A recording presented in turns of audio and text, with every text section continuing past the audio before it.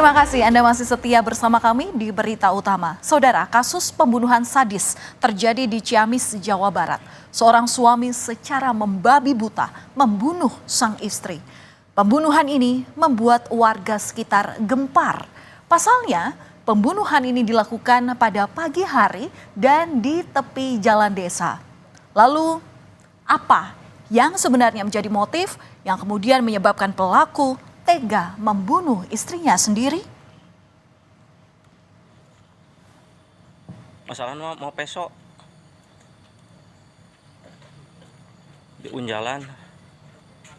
Pada Jumat 3 Mei 2024 pagi hari tepatnya, warga desa Cisontrol, Kecamatan Rancah, Kabupaten Ciamis digegerkan dengan aksi pria yang bernama Tarsum yang tega membunuh dan memutilasi istrinya sendiri. Video ini terpaksa kami samarkan, saudara, karena mengandung unsur kengerian. Warga yang mengetahui kejadian ini panik karena pelaku sempat menunjukkan tindak kejahatannya.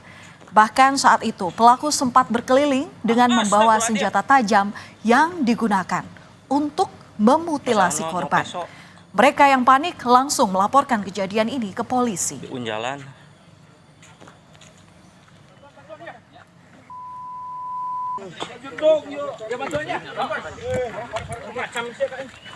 Setelah mendapat laporan dari warga, polisi dan TNI langsung meringkus pelaku.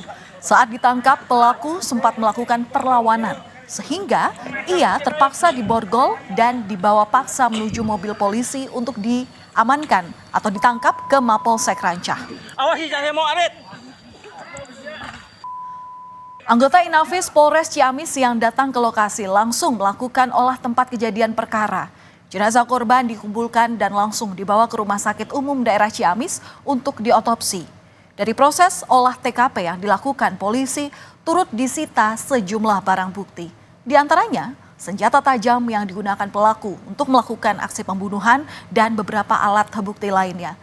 Pelaku yang sempat diamankan ke Mapolsek Rancah kemudian dibawa ke Polres Ciamis untuk pemeriksaan lebih lanjut.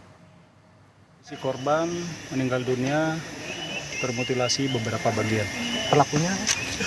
Pelakunya diduga suami korban sendiri. Ada motif apa gitu kan? Ya, untuk motifnya kita tentunya harus melakukan pendalaman lebih dahulu. Ya, nanti proses penyidikannya akan berkembang. Pelaku sudah diamankan di Polsek dan sementara proses evakuasi ke Polres.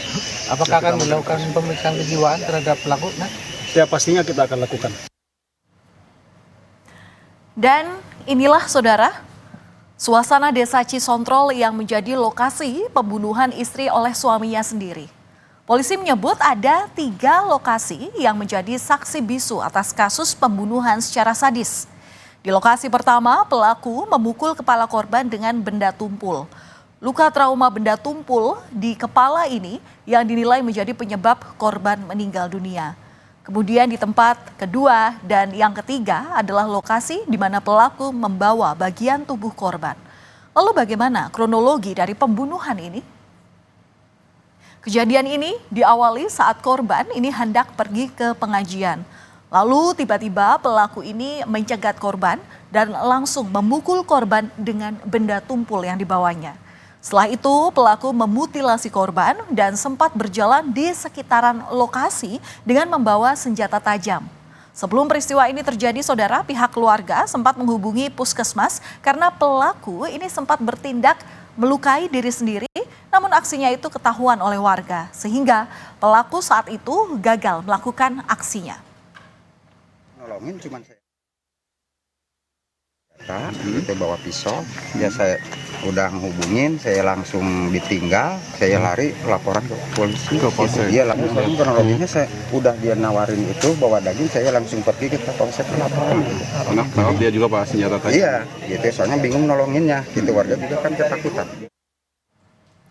Meski telah menangkap pelaku, polisi terus melakukan pendalaman atas kasus ini. Total ada polisi yang memeriksa 7 orang saksi dari keluarga, tetangga, hingga rekan bisnis pelaku. Pemeriksaan saksi ini dilakukan untuk mengetahui apa yang menjadi motif daripada pembunuhan yang dilakukan pelaku kepada istrinya sendiri. Selain itu, pelaku juga kerap cekcok yang dipicu karena perilaku anaknya yang telah 2 kali menggadaikan sepeda motor. Dan dari hasil pemeriksaan para saksi, dugaan sementara motif dari pembunuhan ini adalah faktor ekonomi yang menyebabkan pelaku depresi. Karena pelaku ini terlilit utang baik pada bank maupun pada perseorangan. Polisi bilang bahwa korban ini terbebani utang sebesar 100 juta rupiah lebih bahkan. Namun polisi masih belum bisa memastikan motif utama di balik kejadian ini karena pelaku sering memberikan kesaksian yang berubah-ubah. Selama ini pelaku bekerja sebagai penjual dan pembeli kambing. Sudah kita periksa, memang menerangkan bahwa korban atau pelaku ini mempunyai utang di perorangan maupun di bank. Nah, ya untuk sementara kita belum menyimpulkan, yang jelas ada terlilit utang. Jumlahnya besar. Jumlahnya besar. Jumlahnya lumayan besar, di atas 100 juta.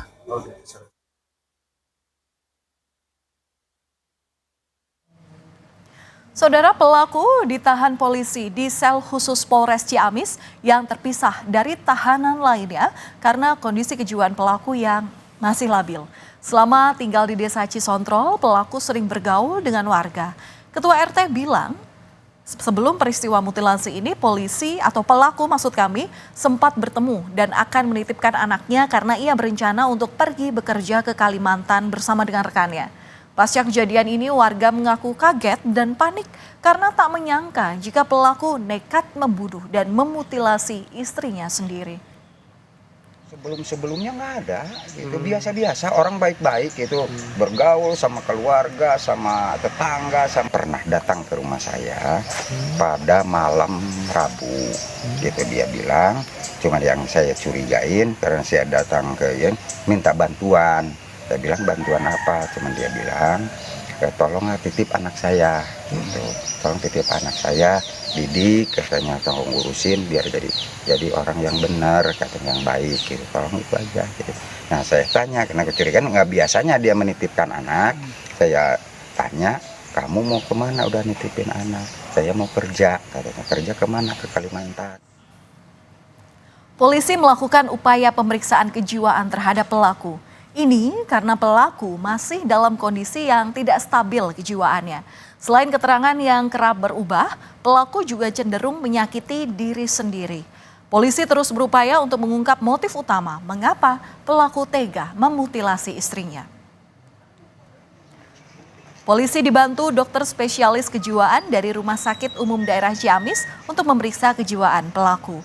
Pemeriksaan kejiwaan ini dilakukan sejak Senin kemarin dan hari ini secara tertutup di Polres Ciamis, di mana di hari pertama polisi menyebut bahwa pelaku ini sangat tenang dan tidak banyak reaksi ketika diajak mengobrol oleh dokter ahli kejiwaan.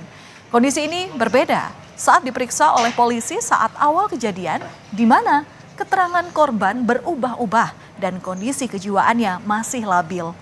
Namun saat diperiksa oleh dokter tadi pagi, pelaku sangat kooperatif dan dalam kondisi yang lebih tenang, menjawab pertanyaan seutuhnya.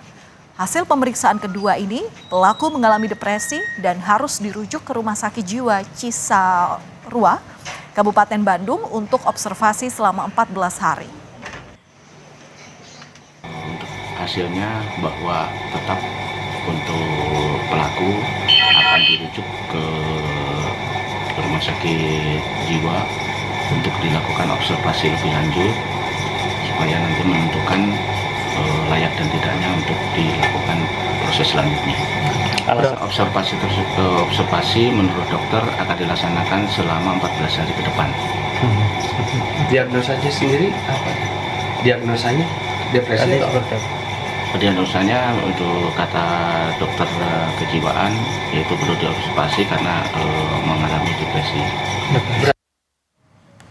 Saudara, tim dari Dinas Sosial Kabupaten Ciamis bersama TNI dan Polri mendatangi rumah korban dan bertemu dengan kedua anak korban. Kedua anak ini mengalami trauma berat atas kasus ini. Pemerintah akan melakukan pendampingan terhadap anak korban dengan mendatangkan psikolog untuk mengatasi rasa trauma hingga anak korban dinyatakan sembuh dan kembali normal. Anak korban tersebut akan kita dampingi dengan mendatangkan psikolog yang sudah bekerja sama dengan kita. Sehingga nantinya yang paling utama adalah anak korban tersebut tidak mempunyai sifat pendendam dan juga tidak putus asa dan bisa melaksanakan sekolahnya maupun menjalankan masa depannya dengan baik. Ya, dari peristiwa ini semoga polisi bisa mengusut secara terang benderang apa yang menjadi motif yang memicu pelaku tega memutilasi istrinya sendiri.